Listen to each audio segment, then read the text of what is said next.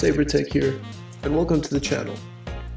I'm making this video to see if the iPad Air 2 can keep up with the current lineup of Apple's tablets. The first advantage of the iPad Air 2 I'll be talking about is its price.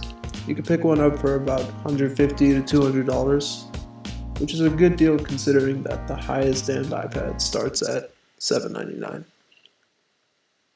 Even the entry-level iPad costs nearly double the price. It still doesn't have some of the features of the 2014 iPad Air 2. Here are some video clips so you can gauge the colors and sound for yourself. You are so cocky. You just think I'm going to do this? I know you're going to do this. You get your passion, and I'm putting the bitch nemesis.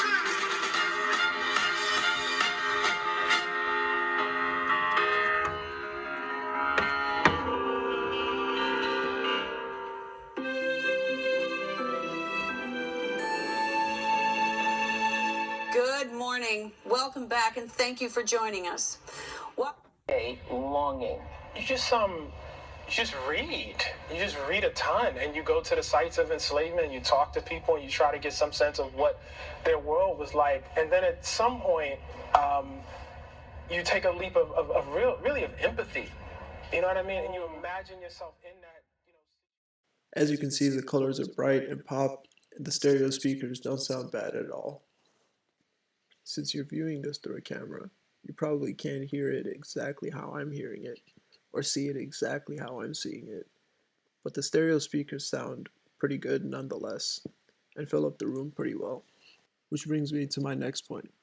The next best thing about this iPad is the display. How ahead of its time it was for when it came out in 2014. When it was released in 2014, it was a powerhouse. This was Apple's first in-house 3-core CPU equipped with an 8-core GPU. When it comes to gaming, the iPad Air 2 is no slouch. Even today, 5 years later, it can power through any modern game. Here's a clip of a more demanding game, Call of Duty Mobile.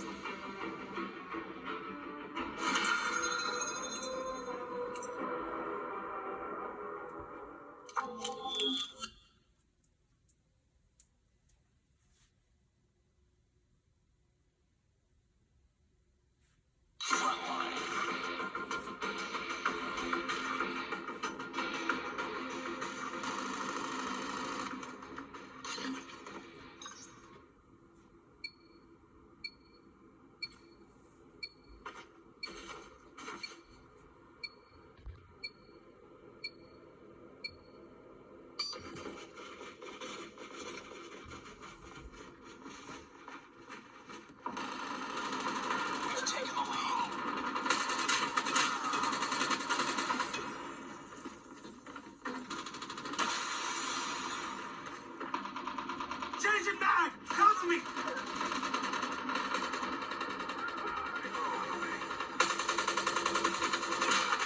Killer drone on standby.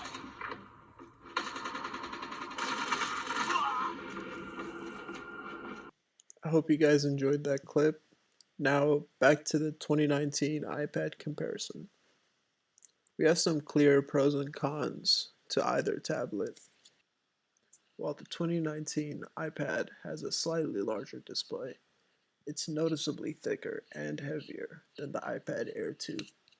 The iPad Air 2 comes in at 6.1 millimeters and 437 grams, while the 2019 iPad is 7.5 millimeters and 483 grams. While this doesn't seem like much on paper, when you're holding the tablet for extended periods of time, the weight difference becomes evident. Another key difference is Apple Pencil support. The 2019 iPad supports the first generation Apple Pencil, which is useful if you're an art major or art-related major and like to use your iPad as a sketchbook. But if you're just using your tablet as an everyday tablet or just to take notes, the iPad Air 2 can do just about anything.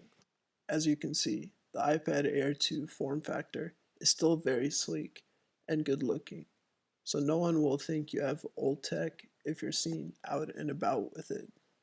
Oh, and if you're one of those iPad photographers that walk around with the tablet to take photos, it should be an easy choice as both tablets have the same rear camera sensor. However, the FaceTime camera is 7 megapixels on the new iPad.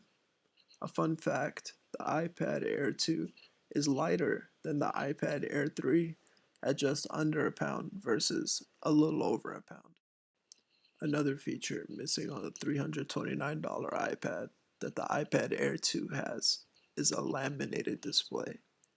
A laminated display basically means that the screen is pressed up all the way to the glass, giving you more immersion and a zero air gap. This was huge when it first came out and was announced with the iPad Air 2 in 2014. It quite literally changed the LCD game. I like how Marquez put it. He said something like, "It feels like you're touching the bare pixels with your fingers when you're using a laminated display." Having come out 5 years ago, it's impressive that the iPad Air 2 still supports iOS beautifully for the iPad. The A8X still has plenty of power to run smoothly on iPad OS. Some of the highlighted features of iPad OS are a stay-in-place widget panel that, for the first time ever, changes the home screen layout. Although it does not have the 120Hz display of the iPad Pro, the 60Hz display is still wicked smooth. The other features include a system-wide dark mode that affects everything from Safari browser, Apple Music, and the Reminders app, which has been updated quite beautifully. Dark mode is a feature that people have been asking for a long time, and I think most people would agree that the way Apple has done it is quite wonderful. Maps has been completely redesigned from the ground up, including public transit such as live departure times, arrival times, transfer schedules, and more. It also contains more detailed roads and more precise addresses. Now I'm going to let you enjoy some iPad OS features.